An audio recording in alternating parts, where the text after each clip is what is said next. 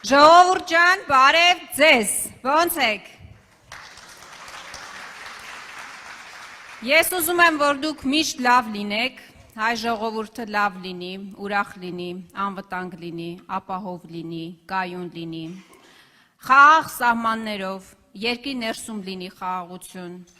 բայց այսօր, երբ որ Տիգրանաշենի մոտով անցնում էինք, այդ տեսարանը եկավ աչքիս առաջ։ Ինչ ա լինելու, որ Տիգրանաշենը հանձնեն։ Իսկ դրա անոնսը, այս իշխանությունները արդեն արել են։ Նիկոլ Փաշինյանը հայտարարել է, ի տարբերություն 2021 թվականի,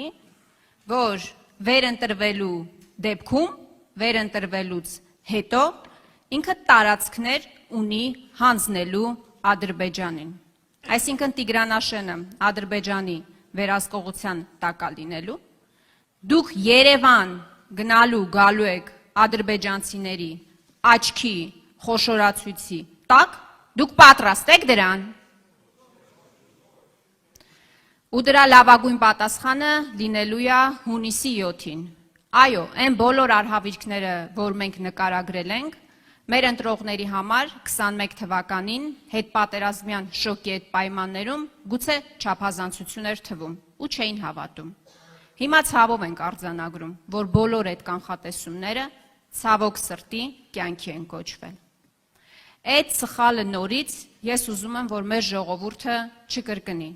Դրա համար ձեզ անընդհատ շարունակաբար այն հիմնական առանցքային վտանգներն ենք փորձում ներկայացնել այս հանդիպումների ժամանակ, որոնք որ սպասվում է մեր ժողովրդին, որը որ սպասվում է մեր ժողովրդին այս իշխանությունների երրորդ անգամ անընդմեջ ընտրվելու դեպքում։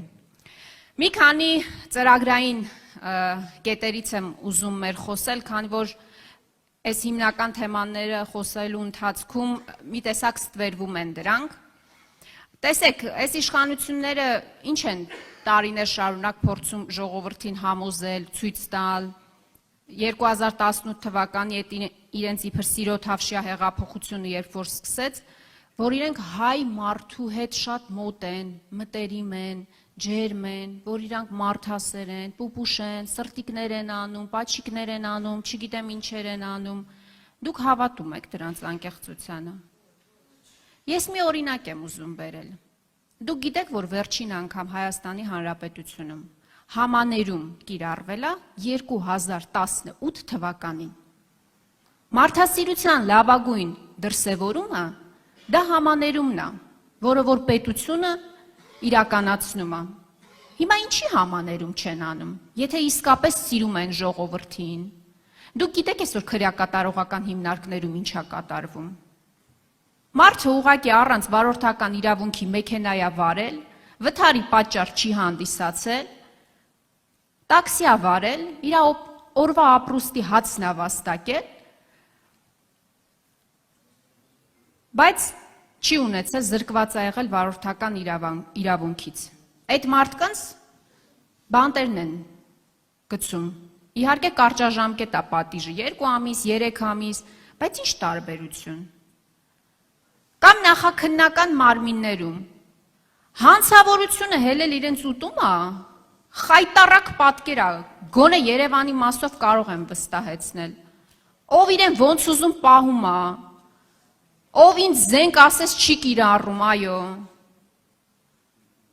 ամեն մի, չգիտեմ, բակում, դպրոցի բակում, տարբեր թփերի ու ծառերի տակ կարելի է գտնել թմրանյութի փոքր պակետներ, դրանցով չեն զբաղվում, այդ գործերով չեն զբաղվում, բայց նախաքննական մարմինները այս գործերով ծանրաբեռնվում են, չեք ուզում բեռնաթափեք։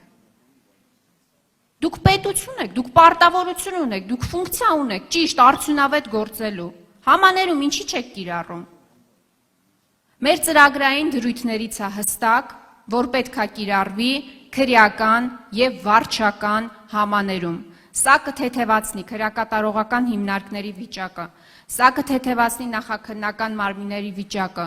պրոբացիայի գործունեությունը կթեթևացնի։ Ու առհասարակ սա լավագույն մարդասիրության դրսևորումն է, որը որ պետությունը պարտավոր է կիրառել իր քաղաքացու նկատմամբ։ Հաջորդը իշխանը խոսեց գյուղատնտեսության մասին, ես մի քիչ ավելի լայն եմ ուզում անդրադառնալ հարցին, երեք ուրեմն մի տեսանյութ էի նայում և մի այսպիսի քարոզչական նյութ են պատրաստել, տեսանյութը հետևյալի մասին է, պարոն նախագահ,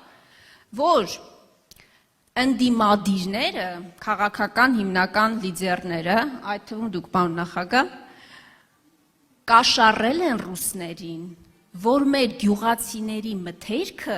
թույլ չտան մուտք գործի Ռուսաստանի Դաշնություն։ Պատկերացնում եք։ Ընդդիմադիրները կաշառել են ռուսներին, որ մեր ֆուրերը չմտնեն Ռուսաստանի Դաշնություն։ Ես ուղղակի ուզում եմ հասկանալ, ում եք հիմարի տեղ դրել։ Դուք իսկապես կարծում եք, որ մեր ժողովուրդը այդքան նայվ է, որ այդ ապուշություններին հավատա։ Լավ, պատկերացնենք իրավիճակ, որ ընդդիմադիրները կաշառել են Ռուսաստանին, որ մեր գյուղացու բերքը մնա փչանա Հայաստանում ու ինչ-որ տրամադրություններ այսպես գեներացվեն հակաիշխանական։ Բա որ ընդդիմություն այդքան բան է կարում անել։ Բա դուք մեխի գլուխ եք։ Եթե ընդդիմությունը կարողանում է այդքան բան անի, բա դուք ով եք։ Դուք ով եք առհասարակ։ Իշխանություն եք, թե իշխանություն չեք։ Կամ այն օրը հայտարարում ասում է, ես ԵԱՏՄ-ում եղանակ ստեղծող երկրի ղեկավար եմ, լուրջ։ Այդ ինչ եղանակ է ստեղծել։ Այնց եղանակ է ստեղծել, որ այսօր Մեյմանդարի շուկայում հայտնի ֆուրերը կանգնած մարդիկ ջրի գնով իրենց մթերքը իրացնում են, որովհետև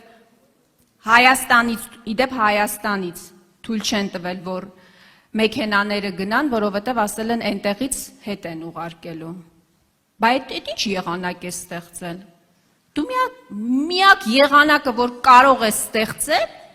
այդ կարկուտն ու հեղեղն է, աշխարհաքաղաքական կարկուտը ու հեղեղը, որը թափվում է հետո հայ ժողովրդի գլխին, քեզ բան չի լինում դրանից։ Դա ժողովրդի գլխին է թափվում։ Այդ է քո ստեղծած եղանակը։ Բայց գիտեք այս ամեն ինչը ինչի հետևանք է, ինչի արդյունք է։ Մի քանի ավել լայքի։ Ուղղակի մի քանի ավել լայքի համար ինքը ստեղծում է մի իրավիճակ, որ այսօր դրված է հարցը Հայաստանի Հանրապետության ԵԱՏՄ-ից դուրս գալու չգալու։ Ինչի համար, որ եվրոպացի մի քանի պաշտոնյայի հետ գրկախառնված, պաչիկներով, չգիտեմ, ժպիտներով եւ այլն, սրտիկներով նկարներ ունենա, մի քանի ավել լայք հավաքի։